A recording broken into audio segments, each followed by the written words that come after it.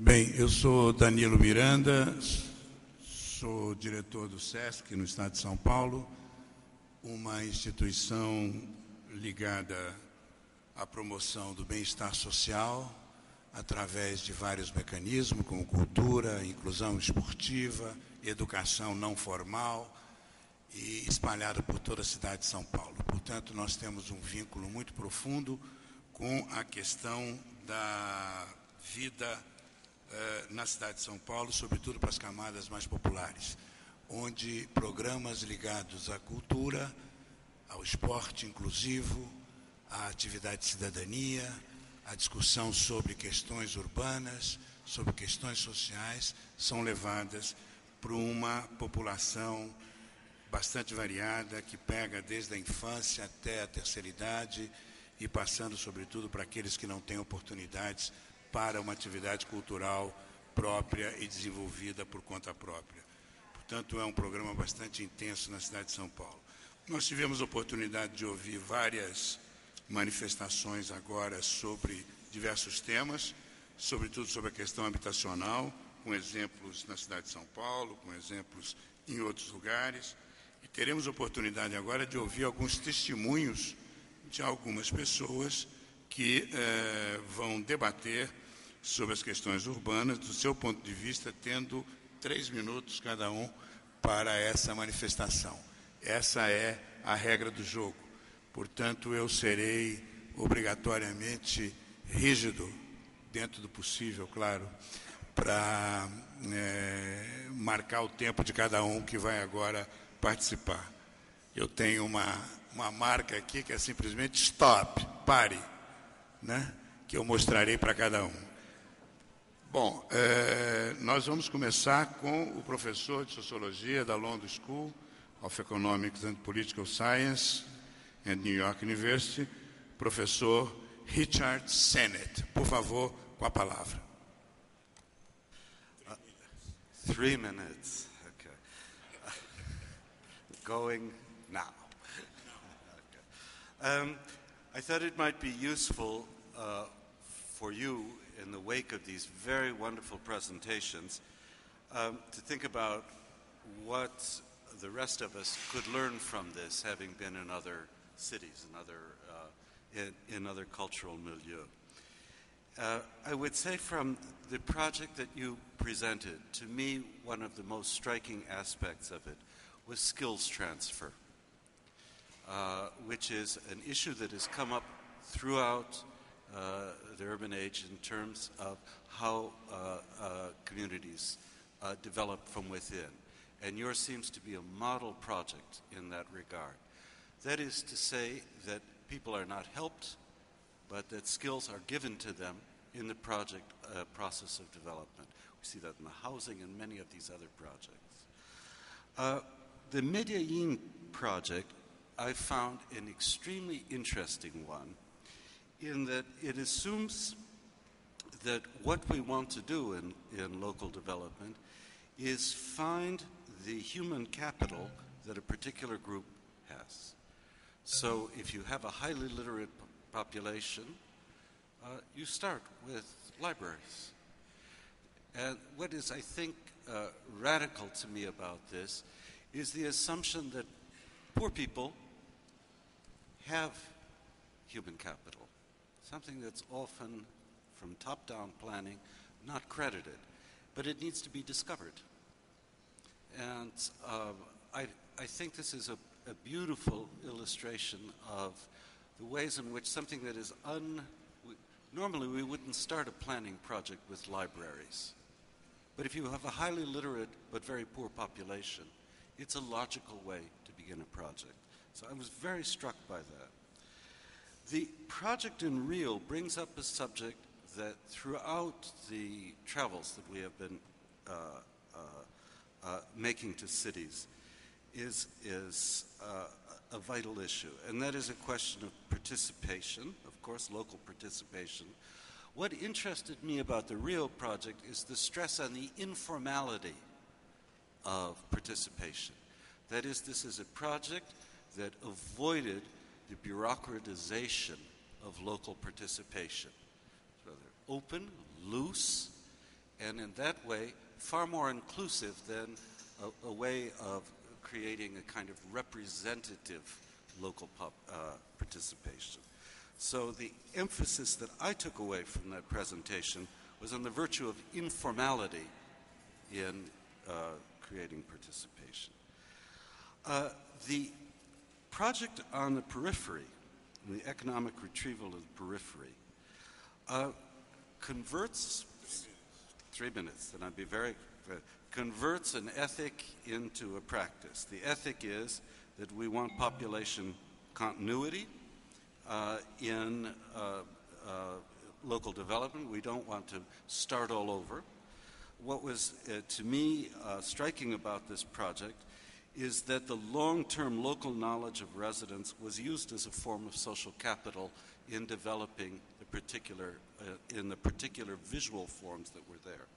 And finally, about the Chile project, I think the radicalness to me as a sociologist about this project was a very simple thing. You assumed that quality was not something that was denied to the poor. That is, that good quality is preferential in building for the poor. It's not a luxury item. It's not a prerogative of the rich. So thank you very much for these projects. They're very, very valuable to the rest of us.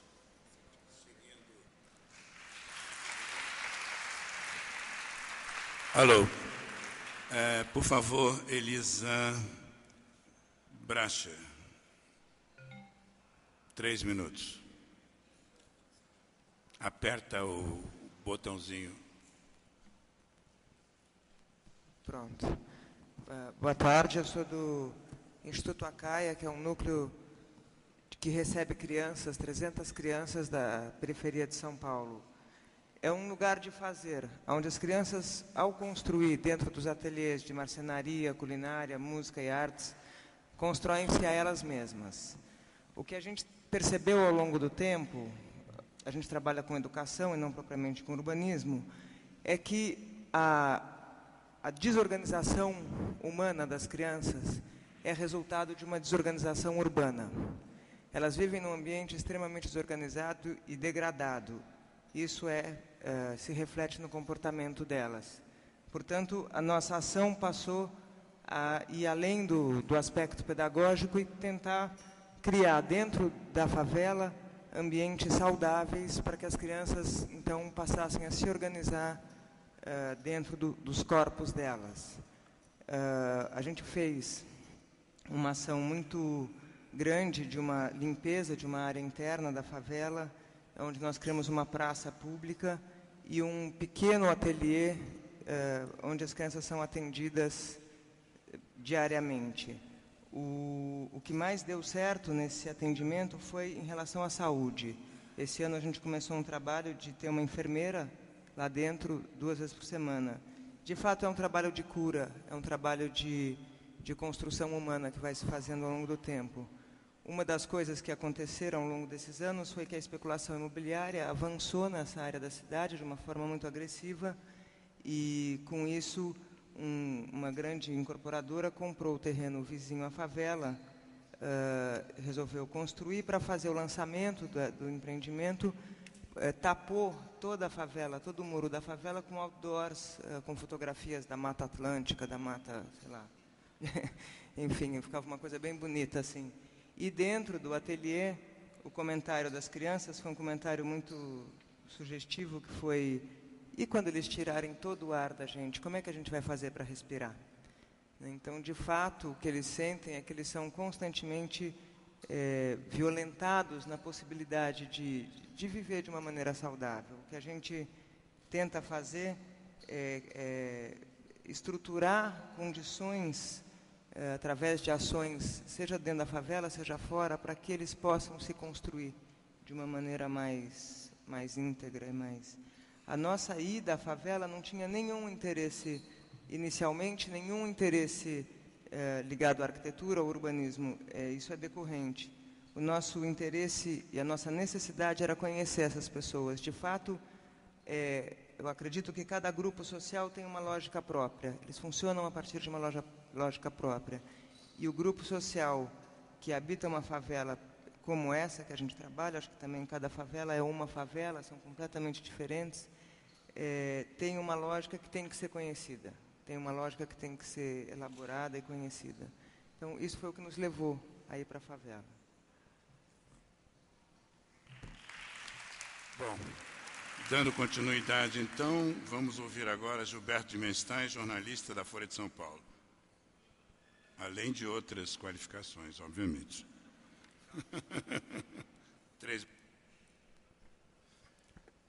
Bem, além de jornalista, eu também faço experiências comunitárias. A partir do meu bairro, desenvolve a experiência do bairro escola, que é transformar todo o bairro numa sala de aula. Eu acabei sendo levado a ter o olhar do educador e também do comunicador.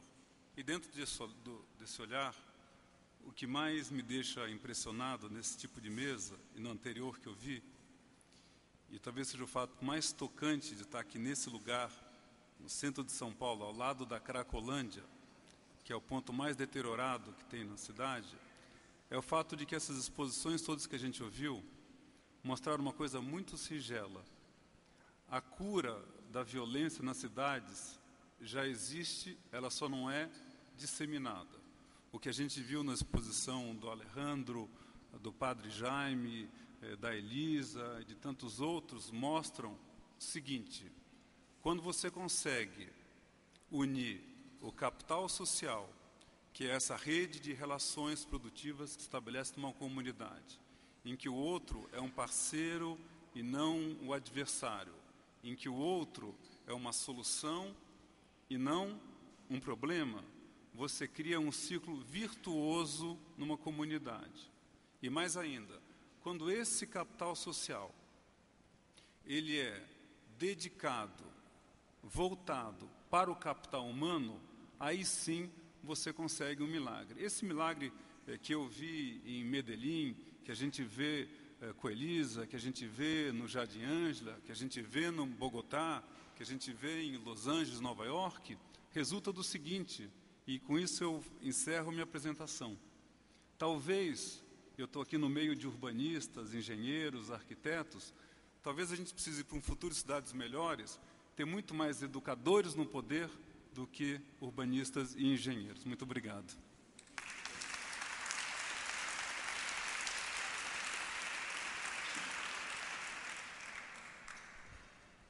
Você tinha ainda 1 minuto. Muito bem. Por favor, Joaquim Levi, o próximo, secretário de Finanças do Estado do Rio de Janeiro. Obrigado, boa tarde. Para um carioca, é maravilhoso estar nessa cidade querida de São Paulo e poder estar participando, apesar de engenheiro economista, numa discussão tão importante e enriquecedora para nós.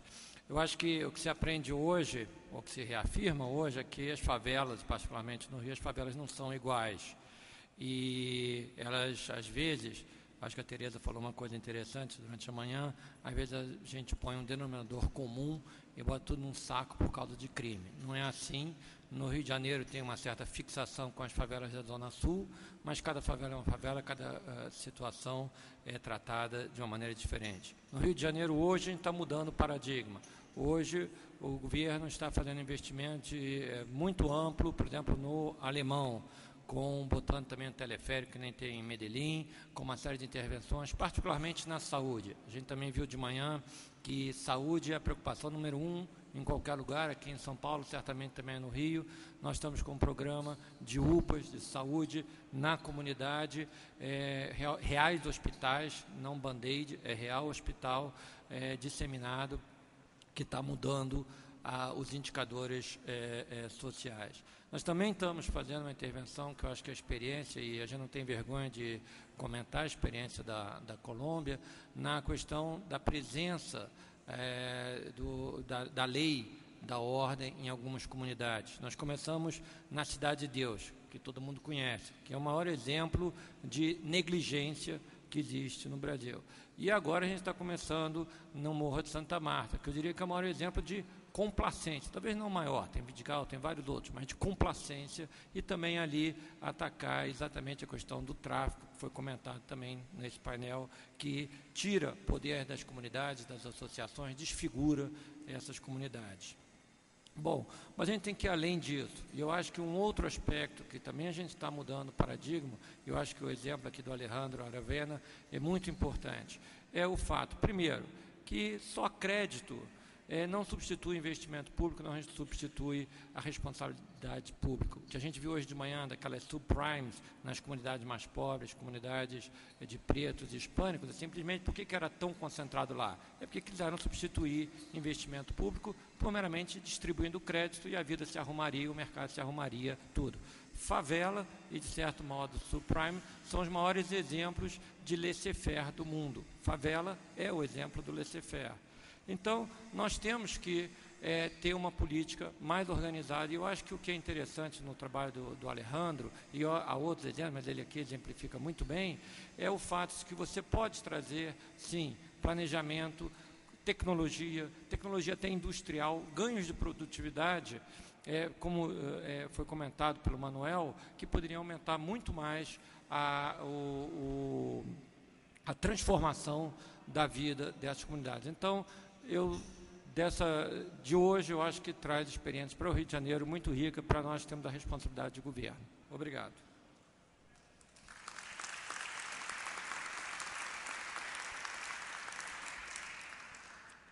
Ok. Agora ouviremos o caro Eduardo Marques, diretor do Centro de Estudos da Metrópole. Por favor, Eduardo. Desculpe. Boa tarde a todos. Eu vou falar em português, não apenas por National Pride, mas também para fazer a minha observação, meu comentário mais rápido.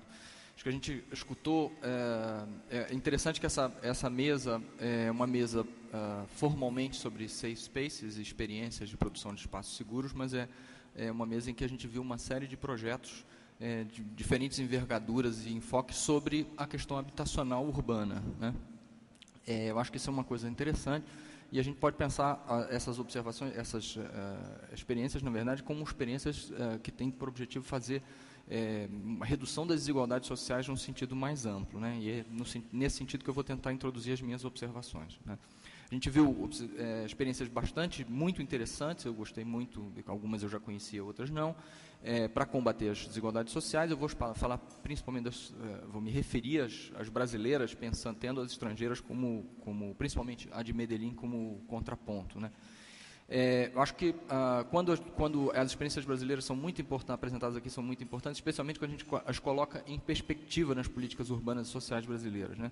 Elas apontam, tanto a experiência do Rio quanto de São Paulo, apontam para o tipo de políticas que, felizmente, entraram na agenda política brasileira nas últimas décadas, no que diz respeito ao combate às desigualdades urbanas, sociais urbanas, e especialmente desigualdade de acesso a serviços e a melhoria da qualidade de vida em diversos lugares da cidade, né?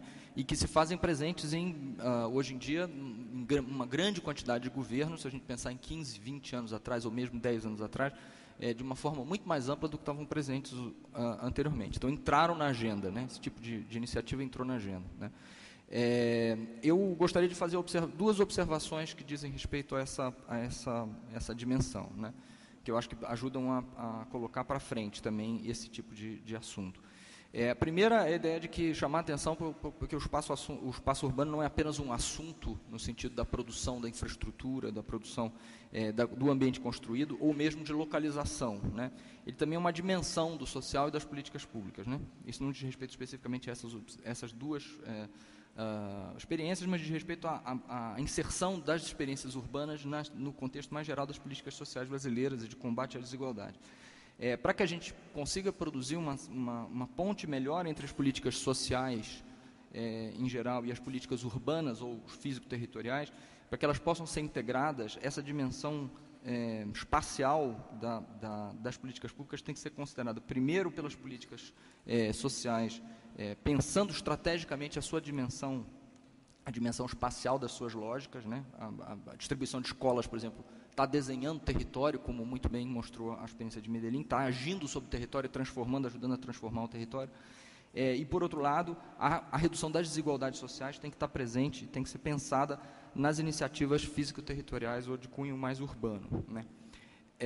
E mais importante do que isso, e isso diz respeito especificamente, dialoga com essas duas experiências do Rio e de São Paulo, e eu acho que isso, eu estou introduzindo isso porque isso foi pouco discutido aqui. Chegou? É a questão da segregação. Acho que a gente discutiu as questões, as desigualdades, o combate às desigualdades entrou na agenda política brasileira, mas o combate à segregação urbana não entrou ainda na agenda política brasileira. Obrigado. Vamos ouvir agora o professor José de Souza Martins, sociólogo, Letras e Ciências Humanas na Universidade de São Paulo. Por favor. Bom, no Brasil existem minutos compridos e minutos curtos.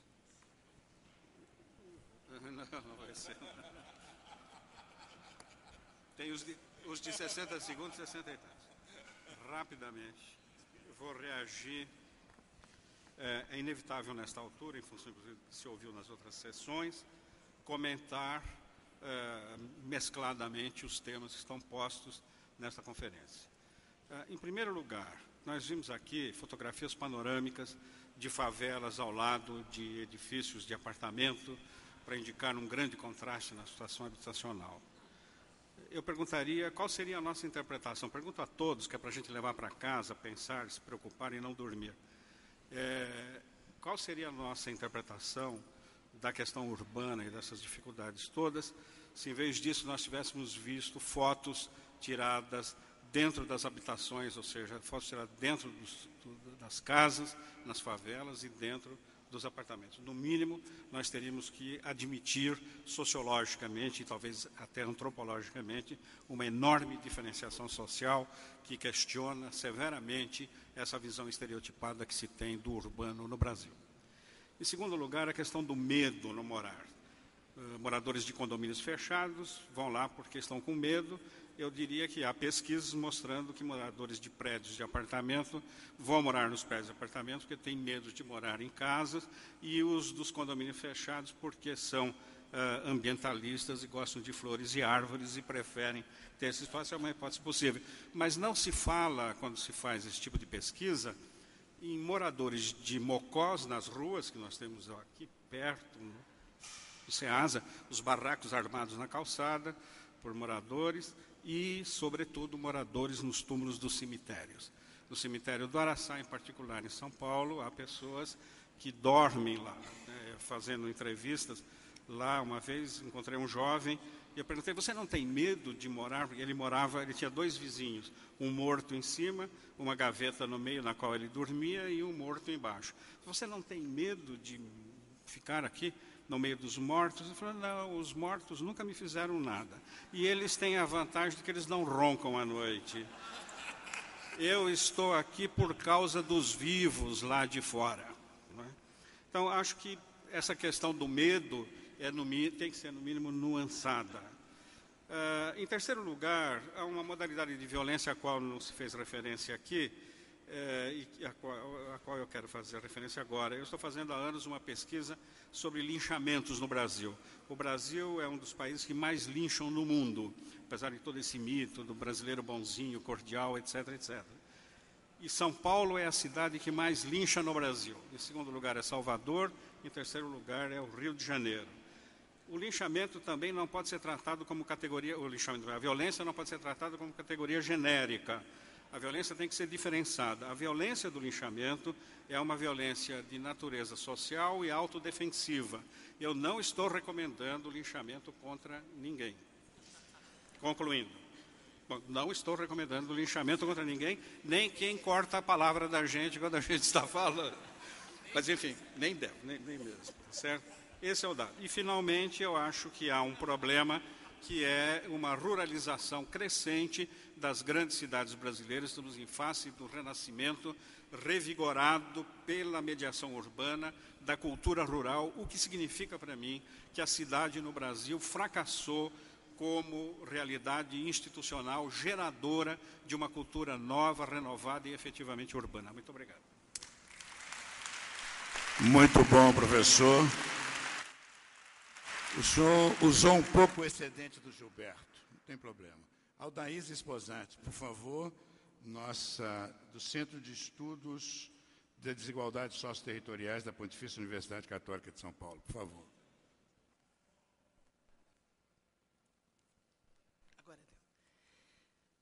Primeiro, meu boa tarde e meus agradecimentos pelo convite para estar aqui neste encontro.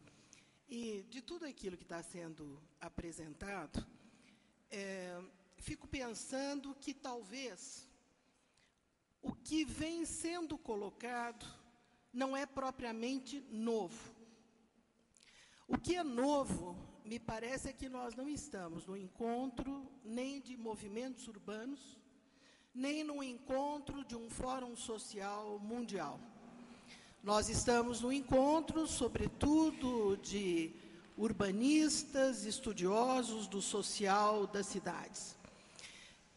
Isto me parece um ganho muito grande, porque quem pensava e agia com estes valores pode estar saindo, aí sim, do mundo segregado de novas ideias, para que elas possam percorrer de uma forma mais geral todo um conjunto, e em vez de se tornar exceção, esses valores possam ser os eixos, a direção real das intervenções. Me parece que isto é bastante importante, e eu diria que para mim, ficam 3 grandes forças neste debate, até pelo contexto de crise. Primeira coisa é que a desigualdade social ela foi recolocada na agenda como um elemento do urbano, o que significa que nós podemos crescer de ideias reduzidas, de tão só trabalhar a pobreza e ações para pobres, mas sim trabalhar a diferença, a desigualdade. E eu acho que outra questão colocada fortemente aqui é a ruptura do estigma. Foi dito, acho que por vários, esta questão da ruptura do estigma. Segunda dimensão, e a experiência do Manuel reforçou muito isso, e há um diálogo forte com o debate da manhã de Saskia, é que ele nos mostra a questão de um agenciamento coletivo, mas que existe um novo campo de distribuição, que não é só de acessos, mas é de circularidades, inclusive de conhecimento. Acho que quando as várias experiências aqui dizem, nós precisamos discutir, e a população tem propostas e soluções, o que nós estamos aqui, eu acho que Saskia falou muito nessa questão da circularidade de conhecimentos, claro que ela supõe nós aceitarmos que há uma diversidade de opiniões. Terceiro, e para encerrar, eu estou entendendo que o nosso sentido aqui de social também tem que ser mudado. Eu acho que o social não é só um social individual, mas ele é um social coletivo. Todas as experiências construíram bases aqui de um social coletivo. Isso quer dizer o seguinte: se as propostas do social, como transferência de renda, apropriações individuais, foram difundidas, elas têm um limite severo. É preciso um social coletivo, uma nova forma de relação. Muito obrigada. Ok. Muito obrigado, Aldaís. Obrigado a todos. Nós tivemos a oportunidade de um debate, de uma afirmação, enfim, de ideias, propostas muito positivas e importantes, com uma variedade impressionante. E embora a rigidez do horário tenha sido talvez um pouco constrangedora, eu peço desculpa a todos, mas foi inevitável para que a gente pudesse chegar ao ponto que chegamos. Muito obrigado. So, I actually would like to follow up on something that was said that I found quite provocative, that you said, Gilberto, and you challenged us to think about who should run cities. Who should run cities? It seems that you have a view that cities are doomed if they're run by technocrats and urban planners and experts. and you seem to actually speak to the theme of urban age, which is really about interdisciplinarity and the interconnectedness of the various disciplines and silos, and that only when that happens. Richard Sennett, you have talked about this in your work. In your observations of this urban age experience, who do you think should be running cities?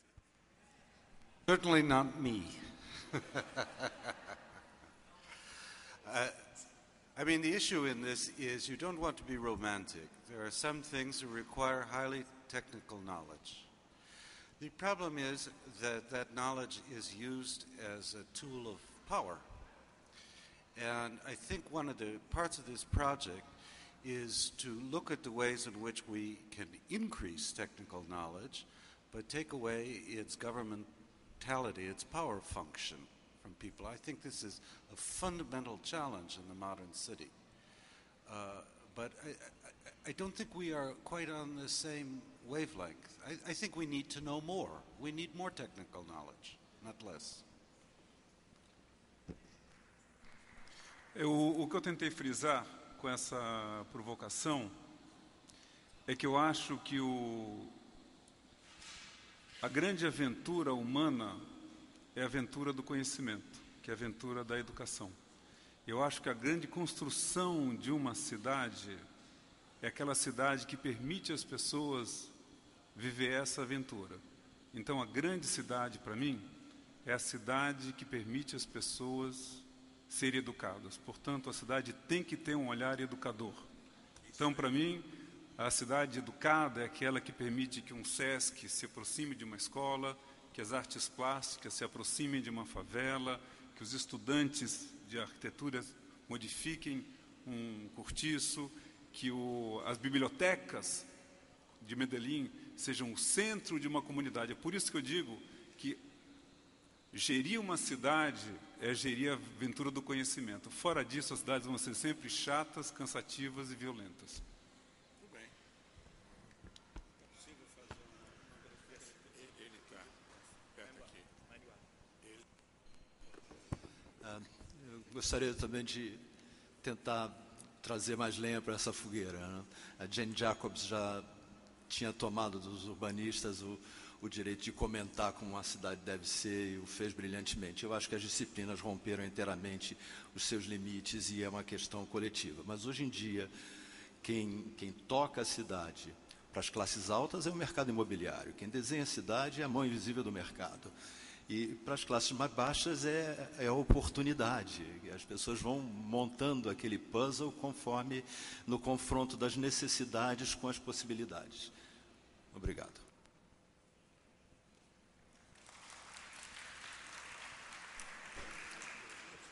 Sí, yo creo que hay un factor que se mencionó, el tema de la decisión política es tan importante como la participación de la sociedad. En nuestra experiencia en Medellín, la gran pregunta es cómo bajar la política al suelo, cómo relacionar de forma horizontal esas decisiones políticas y cómo incorporar, yo creo que es un factor absolutamente clave, el conocimiento técnico con refinamiento dentro de esa intervención urbana. Toco un último punto que Richard lo mencionó, pero hay un tema espiritual en la transformación. Hay un tema de dignidad en la comunidad. Un poco la apuesta que nosotros hemos tratado de buscar es lograr poner algo de lo mejor de la ciudad en el centro, en el corazón de estos barrios, con una acción integral.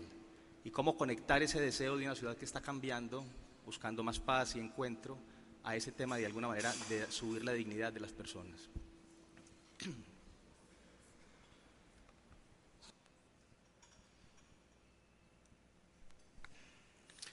Sobre esse comentário de Menstein, Sennett, é evidente que o popular não tem plenas condições de transformar radicalmente, no sentido da modernidade e da modernização, cidades como esta aqui.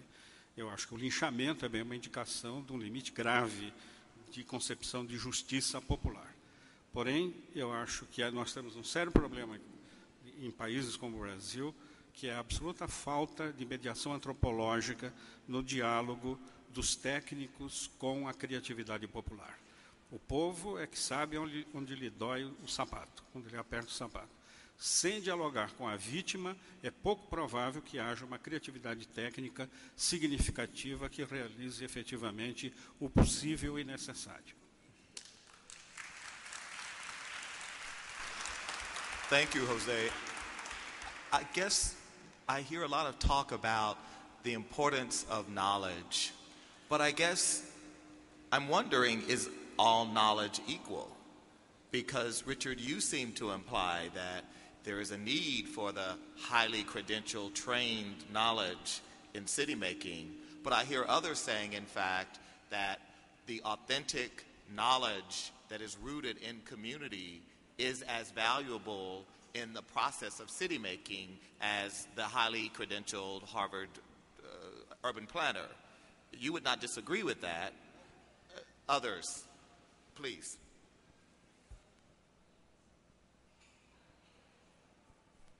Eu concordo plenamente com você. O que eu queria dizer é que esse diálogo com a população ele exige um conhecimento, uma intimidade. O que eu sinto muitas vezes é que falta a construção dessa intimidade. Os grupos sociais ficam extremamente isolados entre si. Então, está sempre se trabalhando com grupos sociais diferentes, mas de uma maneira que está se impondo conhecimentos e não fazendo uma compreensão. A construção da intimidade é uma coisa absolutamente necessária para que possa acontecer isso.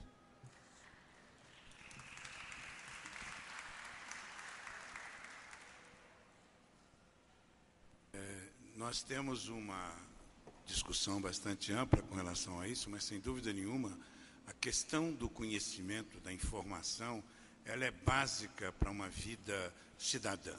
Eu acho fundamental nós pensarmos que as autoridades, a sociedade, as empresas, os meios de comunicação, todos eles têm compromisso com a informação sadia. E a informação sadia significa um processo educativo, permanentemente, sobre todas as questões. Agora, a decisão a respeito do que fazer, como crescer a cidade, como desenvolver a cidade, como participar da cidade, como fazer, sem dúvida nenhuma, tem que vir de baixo para cima. E o conhecimento técnico é indispensável, claro, para poder estabelecer uma série de normas, princípios, orientações, são técnicas importantes, necessárias, e precisamos ter esse conhecimento. E esse conhecimento tem que passar para a comunidade de uma forma mais, digamos, adequada. O que nós vemos é uma espécie de uma linguagem absolutamente hermética com relação àqueles que administram, pega um plano diretor, alguma coisa que está absolutamente fora do alcance das pessoas, e pretende que as pessoas adiram a esse plano diretor sem ter absolutamente uma informação adequada.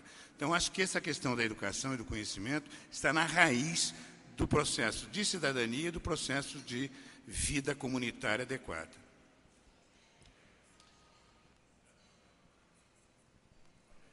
Thank you. I want to extend a huge debt of gratitude to this extraordinary panel. Please join me in thanking and congratulating them on a terrific session. Thank you all very, very much.